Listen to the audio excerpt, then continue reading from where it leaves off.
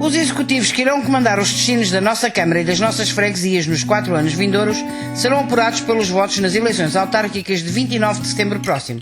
Se queremos e devemos derrubar a abstenção, temos que nos esclarecer. Queremos ajudar o vasto auditório do Ericeira TV para que o seu voto se torne um voto útil.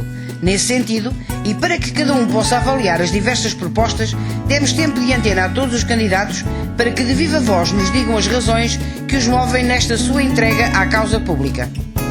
Alves Pardal é o candidato à presidência da Câmara Municipal de Mafra pela coligação Mafra Merece Mais, do CDS-PP, Partido da Terra, Partido Popular Monárquico e Independentes.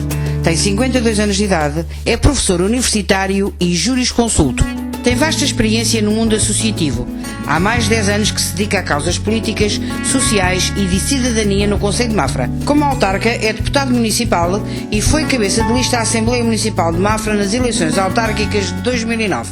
Olá, estamos ao norte da Ericeira, na esplanada de São Sebastião, com uma temperatura amena e à conversa com o professor Alves Pardal.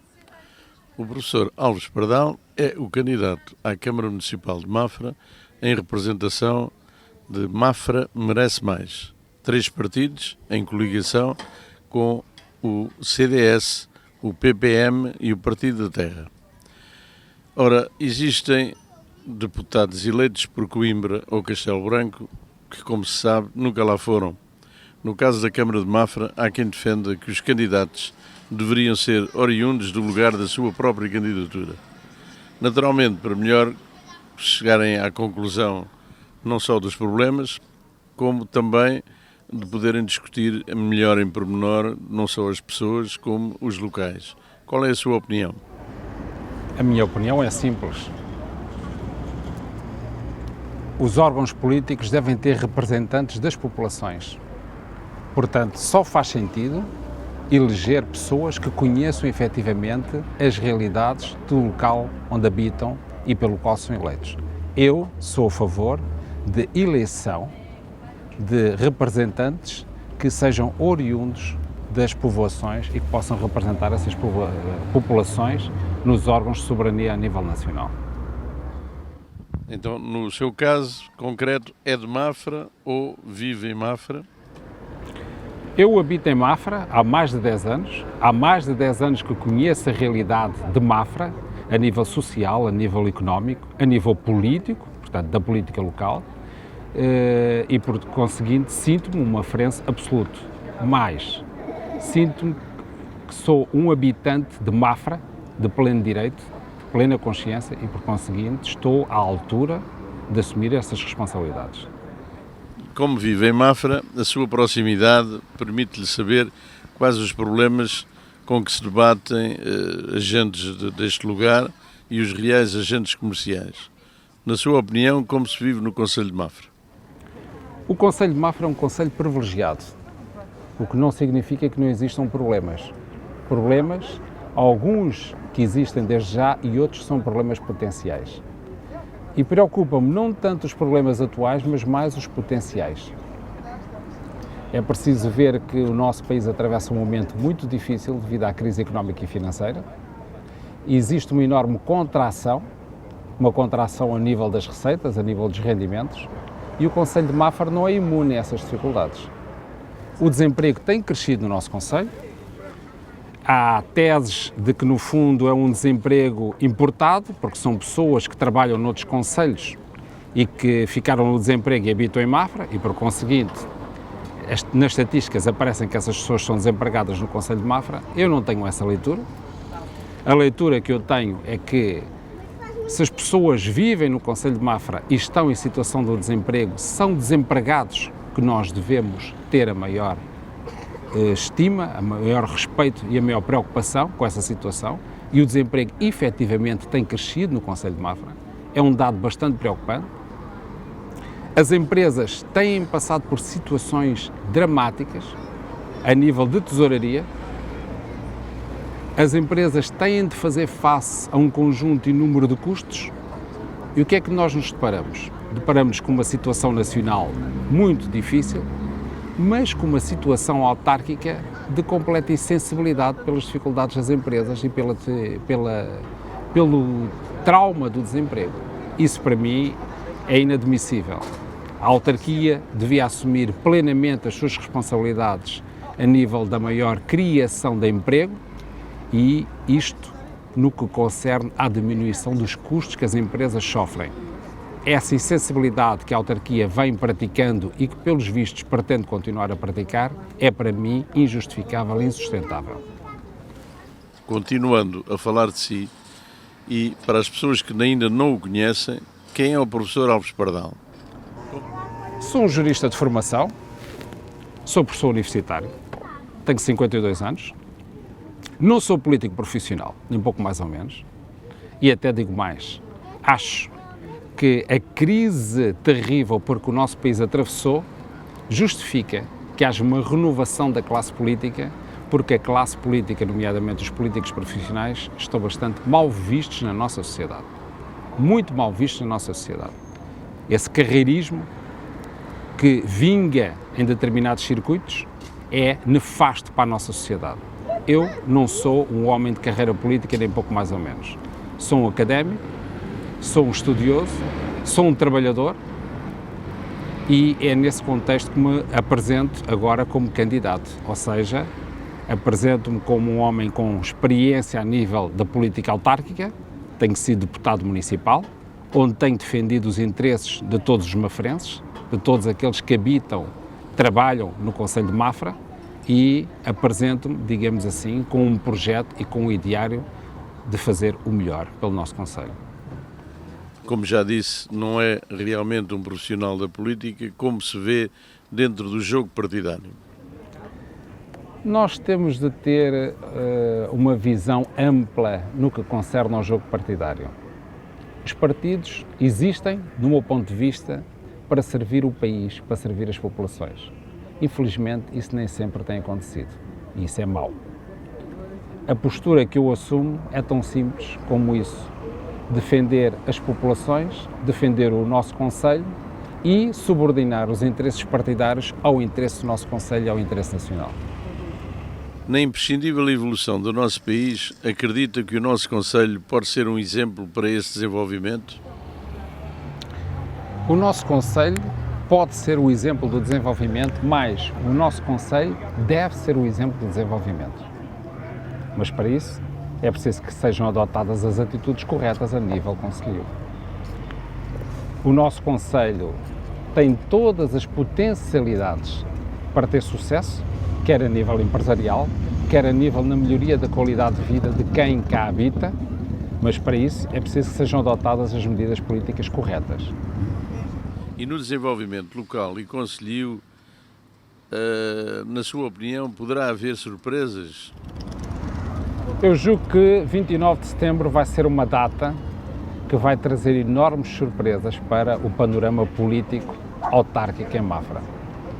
Existem algumas expectativas de transformação a nível político. Eu acho que há necessidade de haver um enorme refrescamento da classe política em Mafra. É preciso haver uma maior aproximação à realidade e essa realidade é difícil e, por conseguinte, tem de haver uma mudança a partir de 29 de setembro. E sobre a comunhão de interesses com o Governo, que influências pode acontecer na gestão de uma Câmara Municipal, eventualmente sinal contrário ao sistema governativo?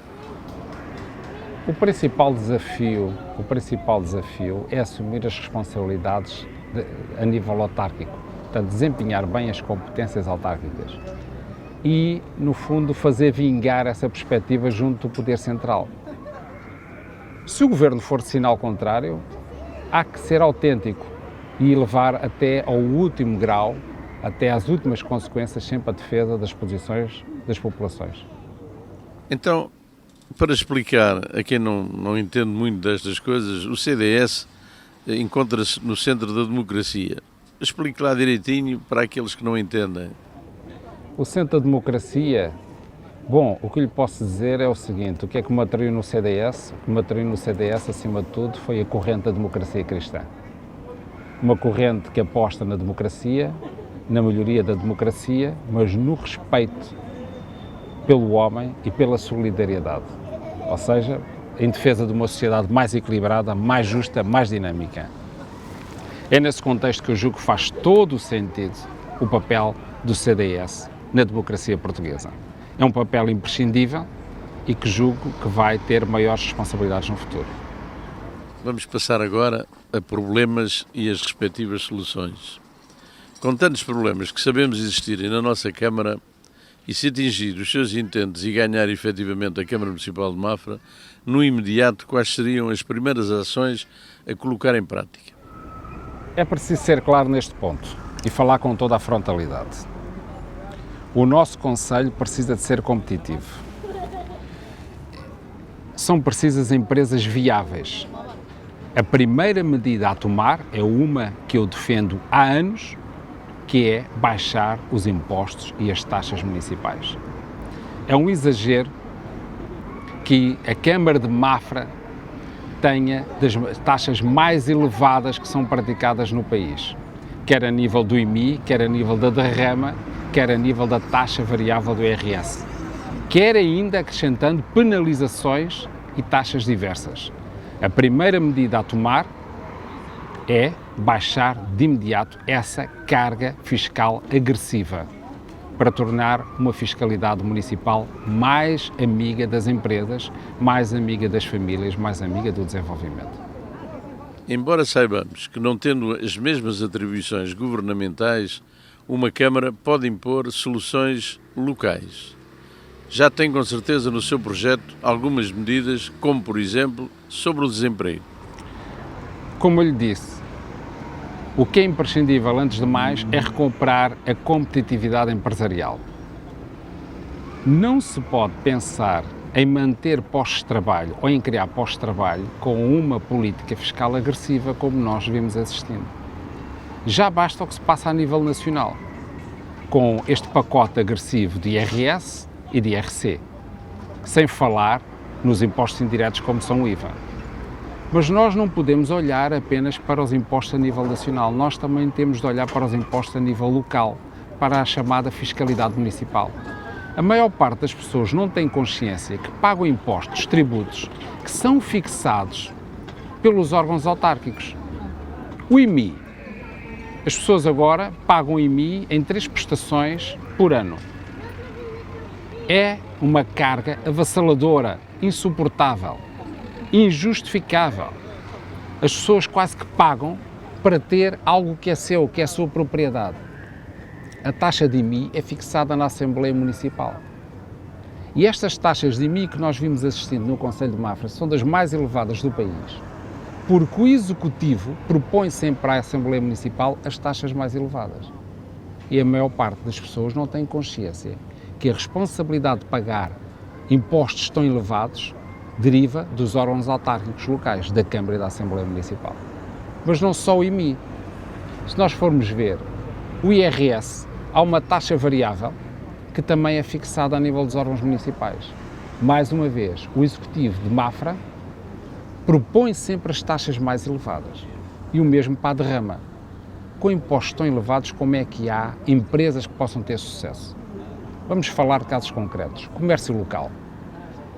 Como é que o comércio local se pode manter pagando sempre as taxas mais elevadas?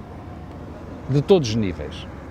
Isso é exasperante. Nós temos de baixar rapidamente essa carga fiscal negativa e agressiva. E ainda para a terceira idade e para os recém-nascidos, sobretudo para os pais que ainda, satisfatoriamente, ainda têm emprego. Uma das componentes essenciais de uma política autárquica ao sucesso é a componente da solidariedade social. A componente da solidariedade social leva-nos a olhar com muito cuidado para a população idosa. Nós temos de criar todos os mecanismos para os ajudar, auxiliar aqueles que deram uma vida de trabalho ao nosso país e que muitas vezes não são recompensados. Nós temos de criar o cartão do idoso. Nós temos de criar o balcão único social, em que as pessoas, quando tenham tratado questões a nível de segurança social, de solidariedade, não tenham de se deslocar a vários gabinetes para tratar dos seus assuntos. Nós podemos concentrar tudo num para facilitar melhor a vida dessas pessoas. São medidas concretas como estas que nós temos de adotar para facilitar a vida dessas pessoas. Montar também um sistema de teleassistência, de ajuda domiciliária a idosos que têm dificuldade em sair de casa. Essas são componentes essenciais. Essa é uma marca que nós pretendemos fazer vingar na nossa coligação Mafra Merece Mais. Porque quando nós falamos em Mafra Merece Mais, nós estamos a pensar nas pessoas que vivem em Mafra e que trabalham em Mafra e que merecem mais. Que merecem melhores autarcas, que merecem quem melhor sirva aos interesses do nosso concelho. Qual é a sua solução para aquilo que se chama apoio às empresas? Poderá realmente uma Câmara apoiar as pequenas e médias empresas? Pode e deve haver um leque de esperança em relação às empresas. Quem cria postos de trabalho são as empresas, não é a Câmara. Quem dá riqueza ao Concelho são as empresas, não é a Câmara. Não é uma Câmara que depois se dá ao luxo dos seus eleitos criarem fins de semana prolongados com uma justificação de baixar os custos. Isso é altamente censurável e nós condenamos essa prática. A obrigação dos órgãos autárquicos é servir as populações, é cumprir o princípio do Estado de Direito e é fornecer serviços continuamente e não ter fins de semana alargados. Ora, toda a gente fala na crise e, no seu entendimento, vai limitar os projetos também para o desenvolvimento local. No que diz respeito ao nosso Concelho, o que é que preconiza em termos de futuro? Essa é uma excelente questão. Nós vivemos num período muito difícil que começou com uma crise que explodiu em 2007 e que começou a ter o seu impacto negativo na Europa a partir de 2008. As empresas e as pessoas começaram a sentir rapidamente essa crise. Muitas empresas tiveram de fechar portas, outras são obrigadas a uma enorme contração. As pessoas veem os seus salários estagnarem, muitas delas até caem no desemprego.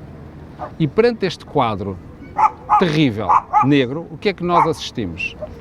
Nós assistimos a que os poderes públicos continuam a ter gastos como se nada disso acontecesse. E esse exemplo é o que se passa na autarquia de Mafra. Nós pensamos que perante esta crise, a primeira obrigação de quem está ao leme do poder autárquico é baixar rapidamente os custos, todos eles, que é para criar uma almofada de segurança para as empresas e para as pessoas. Acredita ou propõe movimentos populares para maior desenvolvimento local? Eu sou um homem profundamente crente na democracia e, nomeadamente, na democracia e na cidadania local. Não me choca nem pouco mais ou menos que surjam movimentos populares, desde que sejam de forma pacífica e que visem defender interesses perfeitamente legítimos. Isso até pode ser extremamente benévolo para o desenvolvimento do nosso concelho. Como se sabe, o seu partido nunca ganhou a Câmara. Qual é a diferença da sua candidatura para mudar este anátema? Bom, se o meu partido nunca ganhou a Câmara, significa que está na hora agora de ganhar a Câmara. Se nós conseguirmos esse objetivo, a população de Mafra vai sair a ganhar. O que é que o diferencia dos outros projetos, quanto, sobretudo, a grandes projetos para a Câmara Municipal? Sabe, o tempo dos grandes projetos passou. Há quem não acredite nisto, mas o tempo dos grandes projetos passou. O tempo em que alguém que ocupava um cargo eleito e pura e simplesmente se deleitava com um enorme projeto sem pensar sequer nas questões do financiamento, esse tempo passou. Porque esses grandes projetos surgiram, mas a dívida está aí e há que pagá-la. E quem depois acaba por pagar essa dívida é a sociedade civil, que não teve responsabilidades. Mais do que grandes projetos, nós temos é de pensar em pequenos e muitos projetos. Nós temos de estar sempre a apoiar a sociedade civil, as empresas e as famílias. E não ter a arrogância de querermos ser nós a desenhar e a transformar um concelho em que depois os custos terão de ser suportados pelas famílias e pelas empresas. Sobre as freguesias, como se sabe que ficaram reduzidas em número e como, na verdade, se demonstra uma certa surpresa o que vai acontecer na medida que os grandes nomes dos presidentes de juntas, já os chamados dinossauros, vão desaparecer este ano praticamente na grande maioria das freguesias.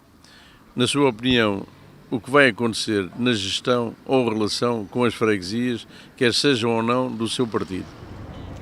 Bom, em relação a essa reforma do chamado mapa administrativo autárquico, a nossa força política foi a única que teve um comportamento impecável em todo o processo. Como se sabe, o Concelho de Mafra tinha 17 freguesias.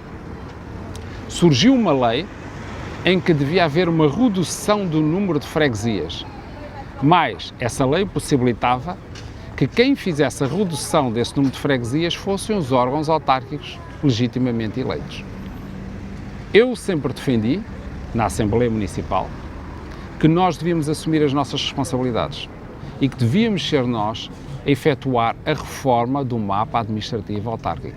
Ou seja, se era necessário reduzir 17 freguesias, devíamos ser nós a assumir, olhos nos olhos, para com os nossos eleitos, quais as freguesias que deviam ser agregadas. Se nós tivéssemos feito isso, como eu preconizei, como eu desafiei, nós tínhamos conseguido reduzir menos freguesias do que acabaram por ser reduzidas e ainda por cima ter mais apoios a nível do Orçamento de Estado. Houve uma política completamente obstinada de não encarar esta realidade. A Câmara não se quis pronunciar pela redução do número de freguesias. A Assembleia Municipal, ao contrário do que eu e os meus colegas defendemos, não se quis pronunciar. E o que é que sucedeu? Foi que as freguesias foram extintas ou agregadas a regra e esquadro a partir de Lisboa. Ou seja, os órgãos que deviam defender as populações não defenderam as populações. Isto é incrível. Muito pouca gente conhece isto. Em vez de assumir as responsabilidades para quem os elegeu, não os assumiram. O que é que acontece? Acontece que, com base numa decisão de um órgão burocrático de apoio à Assembleia da República, as freguesias foram reduzidas de 17 para 11.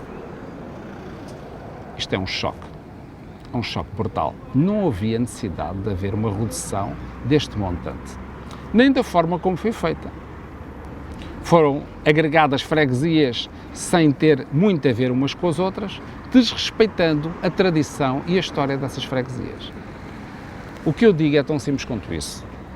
Não obstante este erro catastrófico que foi reduzir as freguesias de 17 para 11, ao contrário do que as populações queriam, nós temos de estar à frente dos interesses das populações e defender mais uma vez que, não obstante ter havido essa redução e agregação de freguesias, as populações têm de continuar a ser servidas da mesma ou de melhor forma. Portanto, todas essas instalações devem servir para apoiar as populações, a tratar de assuntos burocráticos, deem apoio de máquinas multibanco, por aí fora. Eu sou a favor de um reforço das competências das freguesias. São as freguesias que estão mais junto das populações e que conhecem melhor as necessidades das populações. Deve haver uma menor dependência das freguesias face à respectiva Câmara. As freguesias devem ter um orçamento aumentado, face ao da Câmara, e devem poder responder da melhor forma aos interesses das populações. Se eu for eleito, como espero que seja, nós respeitaremos todos os eleitos, sejam ou não da nossa cor política e que ocupem lugares de relevo das diversas freguesias. Nós temos de dar as mãos e contribuir todos para servir melhor o nosso concelho e a nossa gente. Ainda sobre as ações das freguesias, deverão continuar a ser subordinadas da variação, ser autónomas ou continuadamente dependentes das verbas que a Câmara Municipal auxilia, digamos assim, em protocolos de atribuições? Essa questão está muito bem colocada, principalmente essa última parte em que diz que as freguesias se devem continuar a ser apoiadas de forma caridosa pela Câmara. Eu acho que a questão está muito bem colocada porque é mesmo isso que se passa. Nós temos de acabar rapidamente com essa situação. Rapidamente com essa situação. Quem é eleito a nível das freguesias é titular de uma legitimidade democrática direta. É eleito pelas pessoas que vivem nesses locais e, portanto, não tem de estar subordinado aos caprichos ou ditames de quem ocupa as cadeiras na Câmara Municipal. Para nós, as freguesias devem ter autonomia efetiva, quer a nível de competências, quer a nível de recursos. É essa a nossa posição. No caso concreto da freguesia da Ericeira, quanto a nós, que é uma exceção, na medida que está totalmente dependente geograficamente das praias, da hotelaria, da costa atlântida e com a inserção do surf, campismo e até desportos náuticos, não seria uma boa solução esta abranger a gerência de toda a orla costeira, com todas as praias e uma voz importante e ativa no turismo da região? Bem, essa questão relaciona-se com aquela que eu falei há pouco, quando foi a reforma do mapa administrativo autárquico. Porquê? Porque viu-se que talvez uma das possibilidades fosse agregar a freguesia de Ericeira a outras freguesias limítrofes. Não foi isso que foi decidido e, por conseguinte, a Ericeira foi penalizada. A Ericeira é uma freguesia com enorme potencial, mas nós temos de ser claros. A Ericeira não pode ter poderes superiores à que as outras freguesias do concelho têm. O que pode ter, isso sim, são competências mais adequadas face aos seus objetivos, nomeadamente de turismo e de exploração da orla costeira. Aí nós estamos de acordo. Ou seja, a Ericeira deve ser promovida o mais possível, até a nível nacional, em termos das suas potencialidades.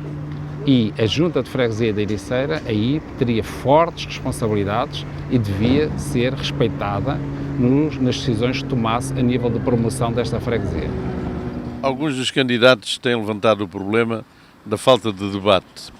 Nós fomos os primeiros a levantar esse problema, garantindo até que seria saudável, numa sala pública, conseguir em simultâneo a rádio, a televisão e a imprensa escrita, num debate frontal entre todos os candidatos.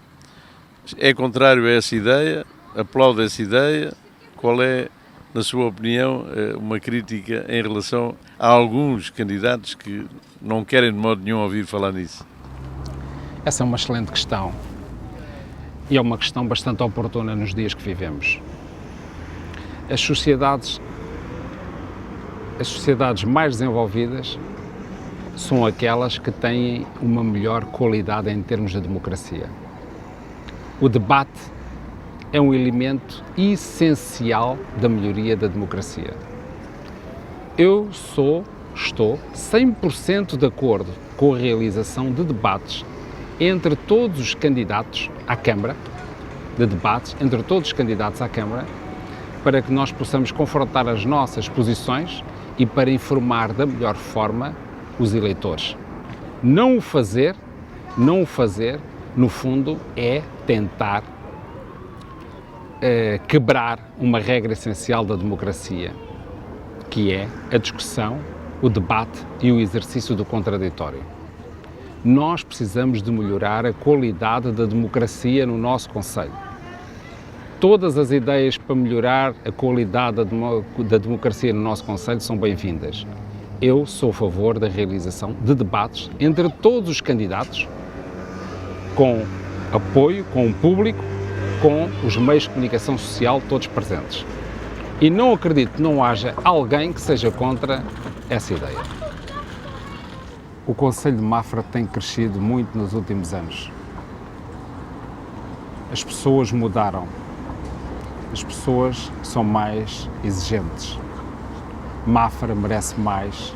Mafra merece melhores autarcas. Não deixe os outros decidirem por si. Aposte no seu futuro. Mafra merece mais. Terminamos mais uma conversa com um candidato e desta série que fizemos de os 4 opositores, esperamos que tenha sido esclarecedora e que permita que a abstenção não consiga ganhar no nosso Conselho, porque realmente o voto é seu.